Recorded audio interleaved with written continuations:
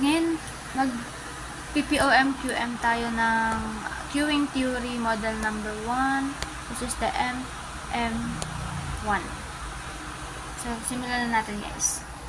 So, dito, nag-open ako ng POM-QM. So, bago tayo magsimula, set natin yung module, waiting lines. Waiting lines. Piliin natin yung MM1. Ito. Then, set natin, guys, yung title. Title natin is blue. Then, kailangan natin, guys, na with or use cost. Then, okay. So, dito na siya, guys.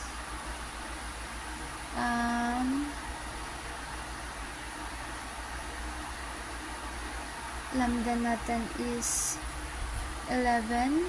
Sunod, ang mu natin is 12. Then, automatic na may 1 na, guys, kasi nga MM1. Then, cost natin is 5 and 6. Yan. Check muna natin, guys.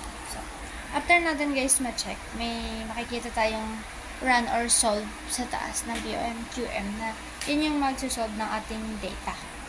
And ito na siya, guys. So, click natin yung solve. Solve. Oops, sorry. I-solve. Oops, i-solve. Yan. So, ito na siya, guys. So, para malaman natin kung tama yung na-compute natin manually, pwede natin siya i-check dito sa POM-QM. Kasi si POM-QM, ibibigay na sa'yo yung pinakasagot or yung sagot mismo na tama. Siyempre, kasi ano yan, naka-modified yung POM-COM na ano. Pero minsan may mga times na hindi siya accurate. So, ang average server utilization is 0.92. Yung LQ natin is 10.808. Ang L natin is 11. Ang WQ natin is 0.92 din. Then, ito minutes niya, guys, 55 minutes. Seconds is 3,300. Then, W natin is 1. Then, ito, probability na walang customer is 0.08. Mababa siya, guys. Then, cost ng labor or ano to, guys, service cost 71. Then, ang waiting cost is 65. So, mapapansin nyo, guys, meron pa siya dito sa baba. So, pag click mo, yan lalabas, guys. Ito yung mga parang probabilities lang, guys, na kung meron kang 2, 3 na ano na server siguro or teller, ito yung magiging sagot niya, guys.